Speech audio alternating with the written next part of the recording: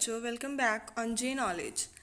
As you all know कि आपके NEET के एग्ज़ाम की डेट अनाउंस हो चुकी है, दैट इज़ 12 सितंबर।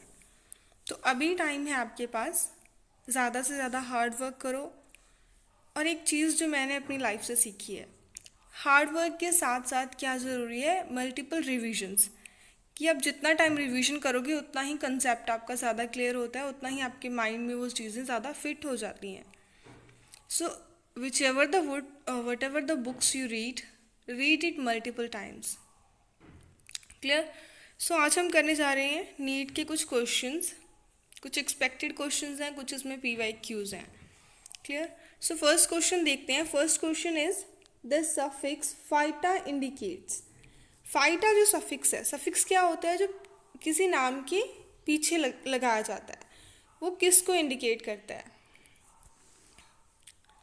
अगर हम फैमिली को देखें, फैमिली में क्या होती है suffix? AC, Solanaceae, Brassicaceae. Order में एल्स, और क्लास में सीडा. डिवीजन, डिवीजन वही है, कुछ नहीं है, जो हम एनिमल्स के केस में जिसे हम फाइलम बोलते हैं, उसी को हम प्लांट्स के केस में क्या बोलते हैं? डिवीजन बोलते हैं. So suffix phyta indicates division. Like bryophyta, pteridophyta. Clear? So suffix phyta indicate division in case of plants. Second question देखते हैं. Identify the correct statement about the characteristics of living organisms among the following. First है living things grow and increase in mass and number of cells. Is it right? Yes, ये सही है. Living things मास में भी increase करती हैं और number of sales में भी, और ये दोनों ही क्या हैं? ग्रोथ के कैरेक्टरिस्टिक्स हैं. सेकेंड स्टेटमेंट देखते हैं. Metabolism is a two stage process in living organism, a trait of living organism.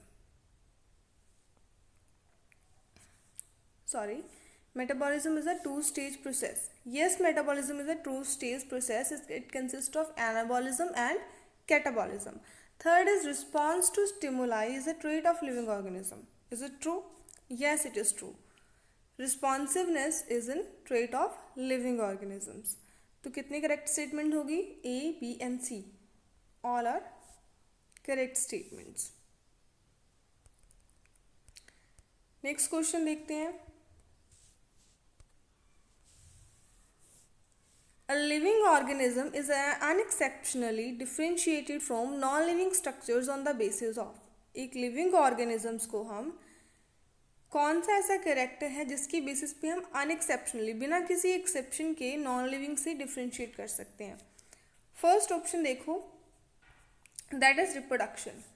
Chapter में हमने डिस्कस किया था रिप्रोडक्शन के बारे में कि सारे लिविंग ऑर्गेनिज्म रिप्रोडक्शन का फीचर शो नहीं करते. कुछ एक्सेप्शंस होती हैं इस केस में. कौन कौन सी? इनफर्टाइल ह्यूमन कपल्स, म्यूल्स, ये कुछ होती हैं.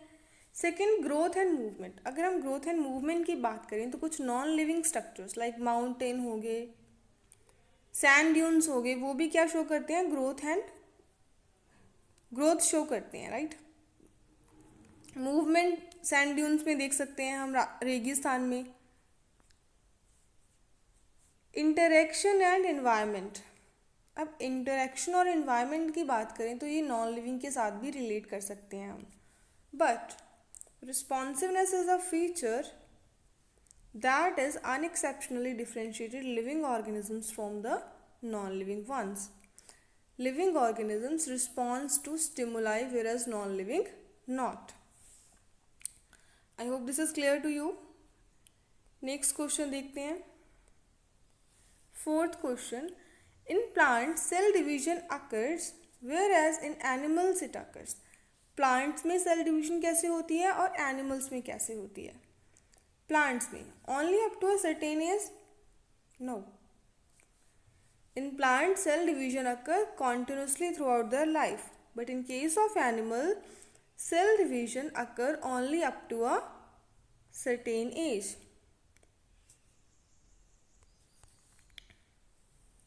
Clear? So which option is correct here? Option number B. In plants, cell division occurs continuously, whereas in animal it occurs only up to a certain age. Next, question number 5. What is the defining property of living organisms? So कौन सी होगी defining property? एक ऐसी property जो सिर्फ living की ही characteristics में हो. हमने पढ़ा था at the last there is one defining property जो unexceptionally किसको represent करती है living organisms को. वो कौन सी है? Metabolism. Metabolism is shown only by living organisms and all the living organisms. Next question है आपका 6th question. So 6th question is, according to all limitation, finally, which is defining feature of life forms? अभी किया है. कौन सा होता है defining feature? That is metabolism. So metabolism is defining feature of all the living forms. Next question देखते हैं. Question number 7. Dash is the defining feature of living beings with dash exceptions. बताना है कि कौन सा एक ऐसा फीचर है इनमें से और एक्सेप्शन है या नहीं है. फर्स्ट देखते हैं metabolic reactions with exceptions. No, अभी हमने किया कि मेटाबॉलिक रिएक्शंस क्या होती हैं. विदाउट एक्सेप्शन लिविंग बीइंग्स का डिफाइनिंग फीचर होती हैं. So metabolism without exception. Isolated metabolism क्यों नहीं आएगा? क्योंकि आइसोलेटेड रिएक्शंस नहीं ले रहे हैं हम. लिविंग बीइंग्स के अंदर जो रिएक्शंस होती हैं वो आइसोलेट नहीं होती, वो काफ़ी सारी रिएक्शंस होती हैं. Clear? So metabolism without exception. Next question देखते हैं. The taxon which included related species. कौन सा टेक्सॉन है जिसमें रिलेटेड स्पीसीज आती हैं? So it's genus. जीनस क्या होता है? Group of related species. की रिलेटेड स्पीसीज के ग्रुप्स को हम एक जीनस में रखते हैं. Clear? So genus represent related species. Next question देखते हैं. The suffix that denote the taxonomic category family in plants would be. कौन सा सफिक्स है जो फैमिली के नेम के पीछे लगता है? एसी, एल्स और नेई. कुछ फैमिली के नाम याद करो जो हमने चैप्टर में पढ़े थे. वन इज सोलेनेसी, पोटैटो और ब्रिंजल की फैमिली. एसी ग्रास की फैमिली, पोएसी. क्लियर? सो क्या है सफिक्स फैमिली का? AC is the suffix of family. Clear? Next question देखते हैं.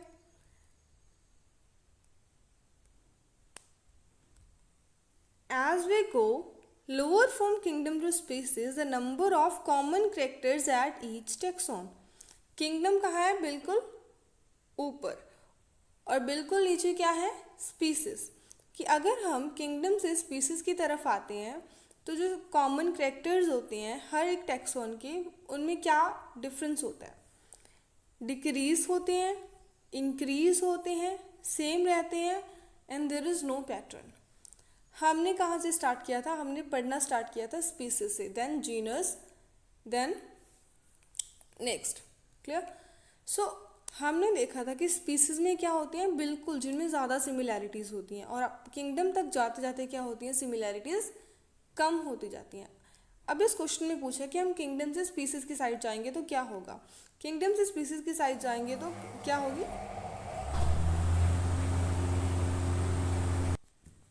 किंगडम से स्पीसीज की साइड जाएंगे तो सिमिलैरिटीज, कॉमन कैरेक्टर्स क्या होंगे? इंक्रीज होंगे. Goes on increasing. Next question देखते हैं. Which one of the following is not a correct statement? कौन सी करेक्ट स्टेटमेंट नहीं है? फर्स्ट स्टेटमेंट रीड करो. Herbarium house dried pressed and preserve plant specimen. क्या यही होता है हर्बेरियम में? यस. हर्बेरियम में शीट्स के ऊपर प्लांट्स के स्पेसिमेंट्स को ड्राई करके स्टोर किया जाता है, लेबल करके। B is botanical garden have a collection of living plants for reference. Yes, ये सही है। बोटेनिकल गार्डन्स में क्या होते हैं, लिविंग प्लांट्स होते हैं with the labelling for reference for studies. C is the museum has a collection of photographs of plant and animal. D is key is the taxonomic aid for identification of species. ये तो बिल्कुल सही है, हमें बताया। सो museum में हमें बताया कि म्यूजियम में क्या होते हैं, स्केलेटन्स भी होते हैं, कुछ स्टफ्ड एनिमल्स होते हैं, लेकिन फोटोग्राफ्स ऑफ प्लांट्स और एनिमल्स तो कहीं नहीं होता। क्लियर? सो नॉट करेक्ट कौन सी हो गई, C is the not correct statement. Next देखते हैं, the Indian botanical garden and national botanical research institute located respectively at. Indian botanical garden कहाँ पे प्रेजेंट है, हावड़ा में, और जो आपका नेशनल बोटेनिकल रिसर्च इंस्टीट्यूट है वो कहाँ पे है, लखनऊ में। ये हमने चैप्टर के एंड में पढ़ा हुआ है। क्लियर? सो ये कुछ क्वेश्चन थे आपके नीट एग्जाम के related. And for further any queries do comment in comment box. If you find my video useful, then do like, share and subscribe. Thank you so much for watching.